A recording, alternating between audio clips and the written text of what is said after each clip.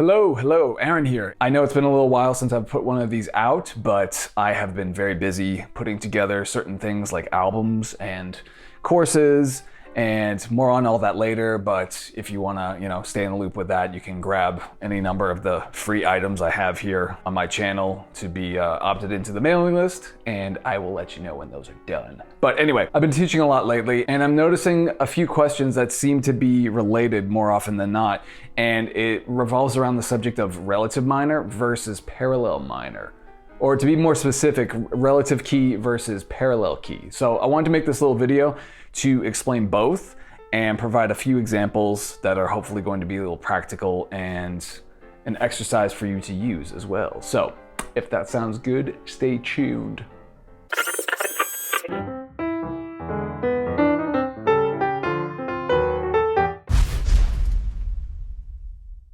So starting with the concept of relative key. What is relative key?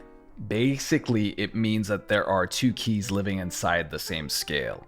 So I'm going to use the concept of relative minor as an example here. So the relative minor is a minor key found inside of every major key, or to be more specific, a minor scale that's living inside of every major scale. This can be found by finding the sixth note inside the major scale. From there, use that as the root note and spell out the rest of the scale using all of the remaining notes. For example, take a C major scale.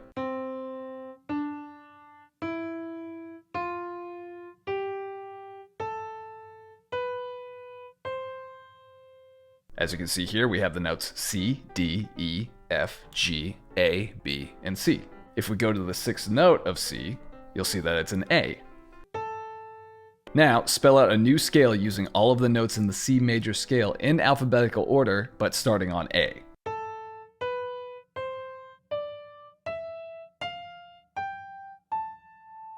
So when you do that, you have an A minor scale. As you can see, we have all of the same notes as in the C major scale.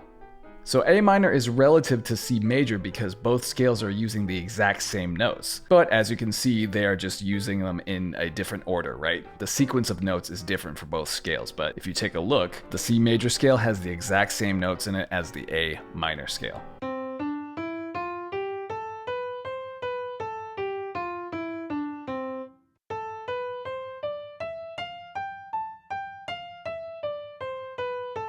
So that's relative minor in a nutshell. If you want to go a little bit more in depth, I actually put together a video a little while ago talking about relative minor that goes far more in depth than what I'm talking about now, so be sure to go check that out on my channel if you are interested.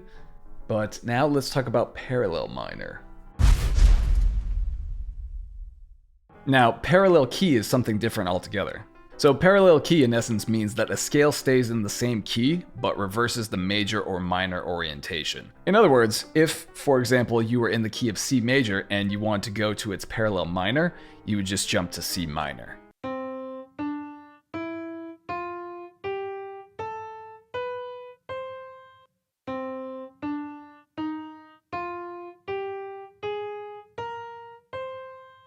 So as you can see here, a completely different set of notes going on in both these scales. If you look at the minor key here, we have an E flat, an A flat, and a B flat. Much different from the third, the sixth, and the seventh here. So also worth mentioning here is what's known as a minor plagal cadence. So what this means is if you're in a major key and you go to the 4 chord, you can jump to its parallel minor 4 chord for some really interesting songwriting changes. In a minor plagal cadence, instead of going directly from the 4 to the 1 chord in a major key, you briefly hop over to the 4 chord in what's known as the parallel minor key. A great example of this in popular music would be Creep from Radiohead. So let's talk about Creep for a second. So here are all the chords that are used in the song, and this is what you hear throughout the entire piece.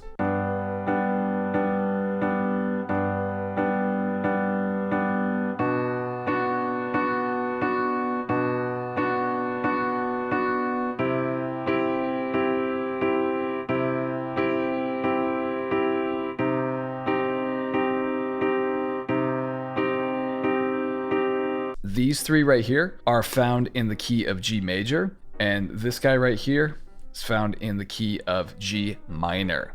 So Let's talk about these first. So going from the 1 chord to the 4 chord back to the 1 would be known as a plagal cadence. So there's a nice bit of tension that gets built up once you reach the 4 chord from the 1, and as soon as that 4 resolves back down to the 1, that's the plagal cadence. So it's often referred to as the Amen cadence or the church cadence, just because it's used so frequently in hymns and all that sort of stuff.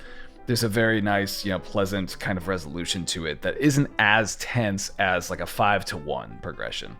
So what's cool is that once we get to the 4 chord here, we can actually use this as a gateway of sorts to transition into the minor plagal cadence. So what Radiohead does is they just build it up, G, B minor, C, and then this nice somber C minor that kind of sounds really nice, but is equally unexpected in the chord progression. If you listen to the song, you'll know what I'm talking about.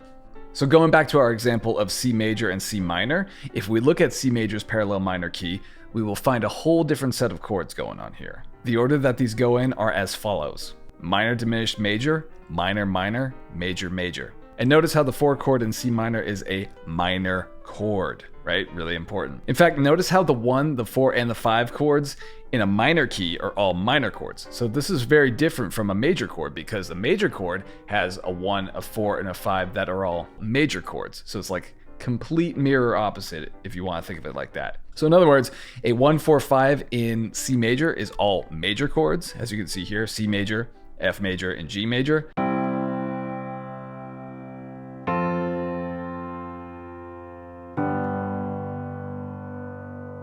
And a 1, 4, 5 in C minor is all minor chords.